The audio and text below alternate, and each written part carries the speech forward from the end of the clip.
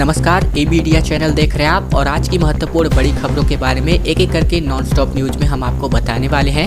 उससे पहले आपको इस चैनल को सब्सक्राइब कर लेना है और घंटी को दबाकर ऑल नोटिफिकेशन पर सेलेक्ट कर लेना है ताकि प्रतिदिन की महत्वपूर्ण खबरें हम आप तक सीधे पहुँचा सकें। पहली बड़ी खबर आ रही है, बड़ा फैसला किया गया है उड़ीसा सरकार की ओर से।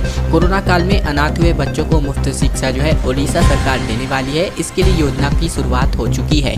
उड़ीसा सरकार ग्रीन पैसेज योजना के तहत उन सभी बच्चों को मुफ्त शिक्षा प्रदान करेगी जिन्होंने महामारी के दौरान अपने माता पिता को खो दिया है। ये योजना राज्य में बच्चों को उच्च शिक्षा और वित्तीय सहायता देने के लिए शुरू की गई है।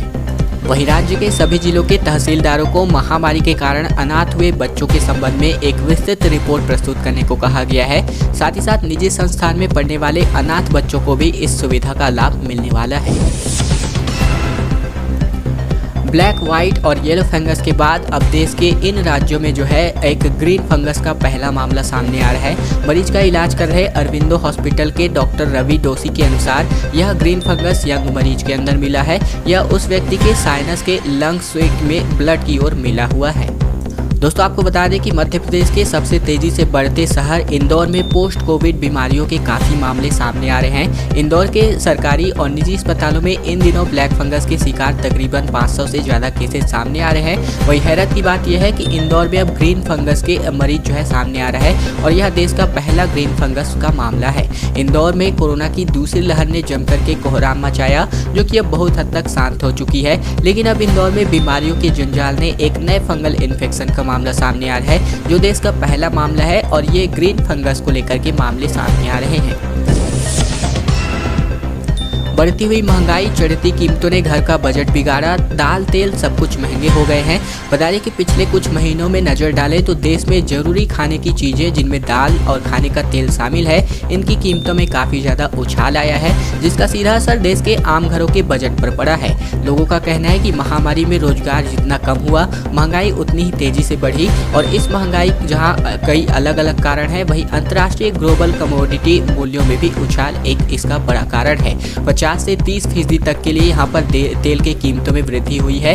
खाने के तेल के एक ब्रांड की बात करें तो इसकी कीमत देश में 50% तक बढ़ गई है और इसी तेल की कीमतें बंगाल में 77% तक बढ़ी है। वही सरसों का तेल, पाम ऑयल और दूसरे खाने की तेल की कीमतों में जबरदस्त 30% का उछाल आया है। वही बात करें दालों के बारे में भी तो कुछ इसी प्रकार के उछाल जो है खाने के दालों में भी देखने को मिले हैं। उड़ीसा ने लॉकडाउन की अवधि को 1 जुलाई तक बढ़ा दी है। अब बता दें कि छत्तीसगढ़ और झारखंड की सीमा खुलने जा रही है। बता दें कि यहां पर उड़ीसा सरकार ने बुधवार को कोविड-19 की वजह से लागू आंशिक लॉकडाउन की मियाद 1 जुलाई तक बढ़ाने का फैसला किया है। वरिष्ठ अधिकारी ने बताया है कि इसके साथ ही राज्यों को संक्रमण के मामलों की संख्या के आधार पर 2 श्रेणियों में विभाजित किया गया है। मुख्य सचिव SP महापात्रा ने बताया कि पूर्व में लागू पाबंदियां अब 1 जुलाई तक सुबह 5 बजे तक जारी रहेंगी। उन्होंने बताया है कि शनिवार और रविवार को सप्ताहांत लॉकडाउन भी इसी महीने के अंत तक पूरे राज्य में लागू रहेगा। बता दें कि अभी तक पश्चिमी हिस्सों के 17 जिलों को ए श्रेणी में रखा गया है और इन जिलों में संक्रमण दर 5% या इससे कम है, जबकि तटीय क्षेत्र के अन्य 13 जिलों को बी श्रेणी में रखा गया है। तीसरी लहर से निपटने की तैयारियों के बीच केजरीवाल का कहना है कि 5000 हेल्थ असिस्टेंट को यहां पर मरीजों की देखभाल की ट्रेनिंग दी जानी है। बता दें कि राज्यों में जानलेवा कोरोना वायरस की संभावित तीसरी लहर से निपटने की तैयारियां शुरू कर दी गई हैं। इसी क्रम में भी दिल्ली सरकार ने पिछले करीब 1 महीने से तीसरी लहर से निपटने की तैयारी कर रही है। दिल्ली के मुख्यमंत्री अरविंद केजरीवाल ने प्रेस कॉन्फ्रेंस करके जानकारी दी है कि दिल्ली में सरकार ने 5000 हेल्थ असिस्टेंट तैयार करने की एक बहुत ही महत्वाकांक्षी योजना बनाई है। केजरीवाल का कहना है कि दिल्ली में कोरोना मरीजों की देखभाल करने के लिए 5000 युवाओं को 2-2 हफ्ते की ट्रेनिंग दी जाएगी। युवाओं को ये ट्रेनिंग IP यूनिवर्सिटी दिलवाने जा रही है और सभी युवाओं को दिल्ली के 9 बड़े मेडिकल इंस्टीट्यूट में बेसिक ट्रेनिंग की सुविधा मिलेगी।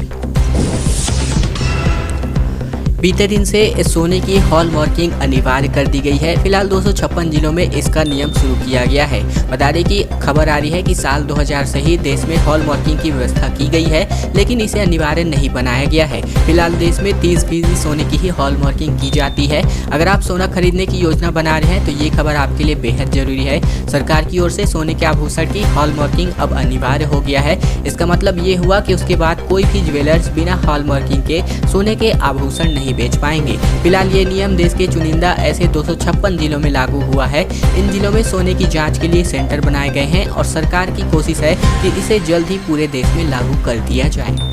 खैर दोस्तों, अब अगली बड़ी खबर की ओर बढ़ें उससे पहले हमारी एक छोटी सी प्रार्थना है आप सभी से। अगर आपको यह वीडियो पसंद आ रहा होगा तो इस वीडियो के नीचे लाइक बटन है जिसे दबा करके आपको इस वीडियो को लाइक कर देना है। लाल कलर की सब्सक्राइब बटन को दबा करके आपको इस चैनल को सब्सक्राइब कर लेना है। वही घंटी को दबाकर ऑल नोटिफिकेशन को भी आपको इनेबल कर लेना है ताकि प्रतिदिन की महत्वपूर्ण खबरें हम आप तक बिना किसी रुकावट के प्रतिदिन इसी प्रकार से पहुँचा सकें। केंद्र ने राज्यों को अब तक 27 करोड़ से ज्यादा कोरोना की वैक्सीन डोज यहां पर सप्लाई करी है। टीकाकरण के आंकड़े यहां पर केंद्र सरकार के द्वारा जारी कर दिए गए हैं। केंद्र सरकार ने अब तक राज्यों और केंद्र शासित क्षेत्रों को कुल 27 करोड़ 28 लाख से ज्यादा कोरोना की वैक्सीन डोज यहां पर सप्लाई की है। वही राज्य और केंद्र शासित क्षेत्रों के पास लगभग 1 करोड़ 82 लाख से ज्यादा कोविड वैक्सीन डोज अब भी उपलब्ध है जिन्हें दिया जाना है। वहीं आपको बता दें कि देश में अब तक 26 करोड़ से ज्यादा कोरोना वैक्सीन की डोज दी जा चुकी है। इसमें पहली और दूसरी डोज भी दोनों मिलाकर के शामिल है। 1,79,330 हेल्थ केयर, 1,69,10,170 फ्रंटलाइन वर्कर्स को पहली और 70,672 हेल्थ केयर और 89,10,305 फ्रंटलाइन वर्कर को यहां पर दूसरी कोरोना की वैक्सीन डोज दी जा चुकी है। लाल किला और ताजमहल एक बार फिर से खुलने वाले हैं कि कैसे यहां पर एंट्री मिल सकती है, कैसे टिकट आपको मिलेगा, क्या है नियम, ये हम आपको बता दें कि प्रेम की मिसाल ताजमहल और दिल्ली के लाल किला सहित कोरोना महामारी के चलते 2 महीने से बंद पड़े केंद्र संरक्षित स्मारक पर्यटकों के लिए एक बार फिर से खोल दिए गए हैं। भारतीय पुरातत्व विभाग ने सख्त कोरोना गाइडलाइन के साथ ही स्मारकों और म्यूजियम्स को खोलने जाने का आदेश जारी किया था जो ही बीते दिन से लागू हो गया है। लेकिन यहाँ पर शर्तें ये है, पुरातत्व विभाग ने आगंतुकों यानी कि जो पर्यटन जो है आते हैं, पर्यटनार्थी जो घूमने के लिए आते हैं, इनकी संख्या पर अंकुश लगाते हुए इनकी संख्या को कम कर दिया गया है। यानी कि एक दिन में केवल सीमित संख्या में ही पर्यटक स्मारक में प्रवेश कर सकेंगे। पुरातत्व विभाग के इस आदेश के बाद से देश के 3,693 म्यूजियम्स और 50 स्मारक पर्यटकों के लिए खुल जाएंगे और विजिटर्स अपने पसंदीदा स्मारकों का आनंद ले सकेंगे। अमित शाह, जेपी नड्डा और पंजाब बीजेपी के अध्यक्ष ने यहां पर बैठक की है। विधानसभा चुनाव पर भी लंबी चर्चा यहां पर हुई है। पंजाब में अगले साल होने वाले विधानसभा चुनाव के मद्देनजर राजनीतिक हलचल अभी से ही शुरू हो गई है। मंगलवार को बीजेपी के शीर्ष नेताओं ने बैठक की। पार्टी मुख्यालय में हुई बैठक में बीजेपी के अध्यक्ष जेपी नड्डा, गृह मंत्री अमित शाह, पंजाब बीजेपी के अध्यक्ष अश्विनी शर्मा, राज्य के प्रभारी दुष्यंत गौतम, राष्ट्रीय महासचिव तरुण चुग सहित कुछ अन्य नेता मौजूद थे। यह बैठक तकरीबन 3.5 घंटे तक चली। बैठक के बाद अश्विनी शर्मा ने कहा कि एक नियमित बैठक थी, इसमें अगले साल होने वाले विधानसभा चुनावों सहित विभिन्न मुद्दों पर चर्चा हुई। बताया कि 3 नए कृषि कानूनों के खिलाफ प्रदर्शन से राज्यों के राजनीतिक समीकरण बीजेपी के लिए बदले हुए हैं। राज्य की बात यहाँ पर साफ होने लगी है। उत्तर प्रदेश की राजनीति चुनाव के लिए चेहरे को लेकर के यहाँ पर चुनाव से पहले चेहरे को लेकर के बात यहाँ पर संपन्न हुई है। बता दें कि यहाँ पर पहले दिल्ली आला कमान का लखनऊ जाना, फिर मुख्यमंत्री योगी आदित्यनाथ का दिल्ली जाना और फिर दिल्ली जाकर के सबसे पहले गृह मंत्री अमित शाह से मिलना, इन तमाम सियासी घटनाक्रमों में राज्य की बात की पूरी श्रृंखला छिपी हुई है जो बताती है कि यूपी की राजनीति और यूपी बीजेपी में अभी बहुत कुछ सामान्य तो नहीं था। आपको बता दें कि उत्तर प्रदेश की राजनीति में जिस तरह से उपापोह के हालात कुछ दिनों से बने थे, अब उसकी तस्वीर साफ होनी शुरू हो गई है। बहुत कुछ समझ आ गया है और बहुत कुछ अब भी राज है। राज की बात में इन्हीं राज से हम जो है आपके लिए पर्दा उठाए रहे हैं, जहां पर बता दें कि अब जो चुनाव से पहले चेहरे को लेकर के यहाँ पर बात जो है संपन्न हुई है। चीन सीमा और पाक से सटी एलओसी के हालात पर भारतीय सेना का महत्वपूर्ण सम्मेलन होगा। बता दें कि यहाँ पर थल सेना और प्रमुख यहाँ पर इसकी अध्यक्षता करने वाले हैं। खबर आ रही है गलवान घाटी की पहली बरसी के तुरंत बाद थल सेना के जो चीन सीमा और पाकिस्तान से सटे एलओसी के हालात पर एक महत्वपूर्ण सम्मेलन करने जा रही है।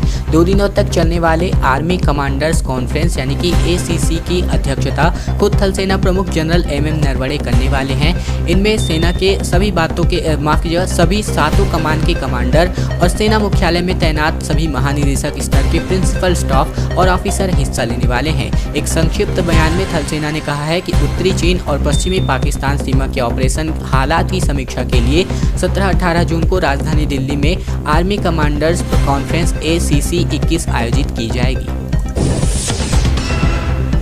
गूगल और इंस्टाग्राम के खिलाफ तुरंत कार्यवाही की मांग की गई है। बता दें कि पूरा मामला हम आपको बता दें, दिल्ली पुलिस की स्पेशल सेल ने देश में धार्मिक उन्माद और सांप्रदायिकता माहौल खराब करने के आरोप में FIR दर्ज की है। यह FIR IPC की धारा 153A में अज्ञात लोगों के खिलाफ की गई है। वही FIR में शिकायतकर्ता का कहना है कि दिनांक 7/6/2021 को व्हाट्सएप ग्रुप और मेरे पर्सनल नंबर में व्हाट्सएप ग्रुप पर जानकारी मिली कि गूगल और इंस्टाग्राम पर 3 धर्मगुरुओं के खिलाफ बहुत ही अभद्र और आपत्तिजनक भाषा पोस्ट की गई है, जिससे देश का माहौल खराब हो सकता है। आपसे अनुरोध है कि आप मामले की गंभीरता को देखते हुए शरारती तत्व इंस्टाग्राम और गूगल के खिलाफ तुरंत कार्यवाही करें। बता दें कि इंस्टाग्राम और गूगल पर भी कार्यवाही होगी। तो दिल्ली पुलिस की स्पेशल सेल द्वारा दर्ज इस FIR में शिकायतकर्ता ने आपत्तिजनक पोस्ट डालने वाले शख्स और साथ ही इंस्टाग्राम और गूगल पर भी कार्यवाही करने की मांग की है। खैर दोस्तों, आज की खबरों का सिलसिला ही तक था। वीडियो अगर आपको पसंद आया होगा तो वीडियो के नीचे लाइक बटन है, जिसे दबा करके आप अपना महत्वपूर्ण योगदान हमारे वीडियो में कर दीजिए। चैनल को सब्सक्राइब कर लीजिएगा ताकि प्रतिदिन की महत्वपूर्ण खबरें इसी प्रकार से हम आप तक सीधे पहुंचा सके बिना किसी रुकावट के। तो यह छोटा सा काम आप लोगों को जरूर से कर लेना है ताकि प्रतिदिन खबरें हम आप तक सीधे पहुंचा सके।